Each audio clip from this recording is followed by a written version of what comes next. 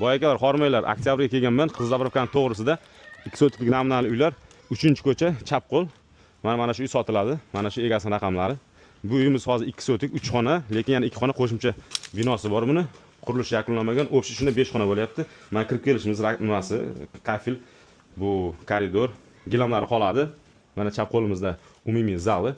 Uyimiz remontlari tiniq, toza uy. Issiq suv, sovuq suvdan muammosi yo'q. Mana bu bitta xonamiz.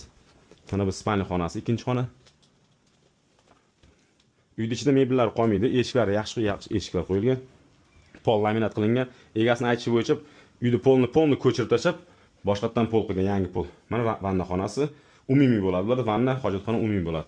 Issiq suv, sovuq suv, gaz, umuman muammo yo'q. Отопление hamma narsasi ishlaydi. Mana bu 3-xonasi, yana bitta spalni qilib qo'yishgan bular. Pollari yaxshi. Eshiklar hammasi toza.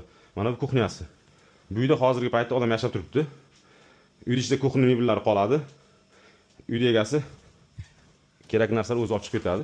O'zidan kelishib mana bu qo'shimcha binosi bitta zal. Qurilishda faqat buni polni qilish kerak va natijali patologiya ilib qo'ygan. Opoq devorda oynalarni plastik qilgan. Mana bu ikkinchi xonasi bo'lyapti shunda. Mana buni tugatib qo'yish kerak. Mana bu yoqda uchinchisi sanuzel bo'lyapti. Mana tashqarida hovlichasi. Mana orqa tomonda bitta mashina qo'yishga joy bor. Mana orqa tomonda ko'rinish uyimizda. Mana bitta xona, mana ikkita xona, ichkarida 3 ta xona bo'lyapti. O'pshi 5 ta xona bo'lyapti. Mana bu yoqda kotelnis. Boy aka, uyimizni narxiga keladigan bo'lsak 55 ming pul so'ralyapti. Albatta egasi o'tib beraman deyapti. Pastda egasi raqamini qoldiraman. Shuni orqali bog'lansalaring, egalari bilan o'zlaring primoy bog'lanib turib, baraka qilsalaring bo'ladi. Ko'rishguncha.